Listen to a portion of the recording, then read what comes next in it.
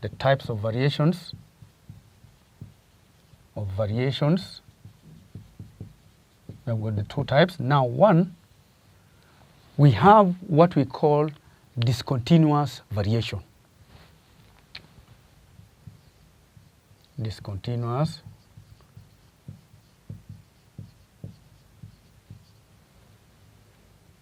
variation.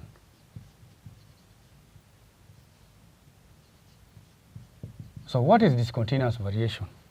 Discontinuous variation is a type of variation in which we have got distinct groups.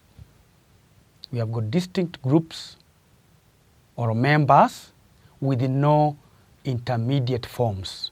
So here we have got distinct and definite members. So here, so it's a type of variation that consists of distinct and definite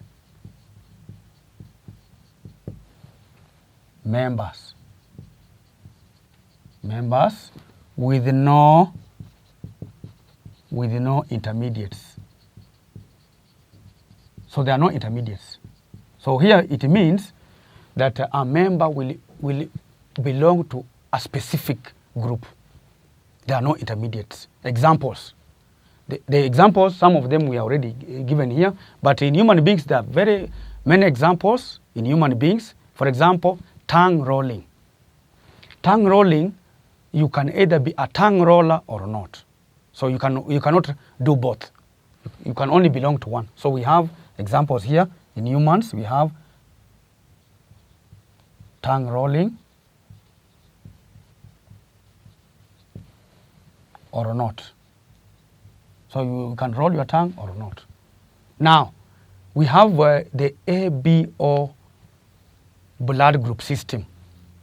You can only have one blood group. You can either have blood group A, blood group B, blood group AB, or blood group O.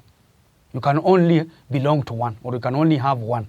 So we have got a blood group, the ABO blood group system, ABO blood group. So either A, we have B, AB, or O. So you cannot belong to all of them. You can only belong to one. So you can only have one.